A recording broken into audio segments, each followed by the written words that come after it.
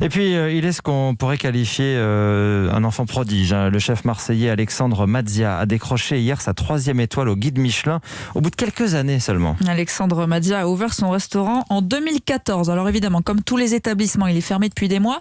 Mais il a choisi de continuer à régaler ses clients en installant un food truck dans les quartiers sud, Stéphane Frangy.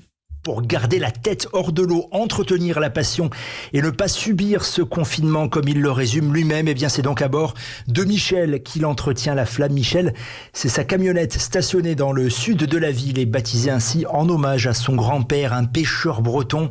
Ses paniers repas à une vingtaine d'euros attirent les curieux et cet ancien basketteur de 44 ans poursuit ainsi sa cuisine audacieuse où le sorbet framboise est relevé à l'harissa, le tiramisu saupoudré au curry et le chocolat fourré à l'anguille fumée. Si, la cuisine d'Alexandre Mazzia, c'est un petit peu son histoire, son parcours de sa naissance, les saveurs de son enfance à Pointe-Noire au Congo, jusqu'à Marseille après avoir parcouru le monde.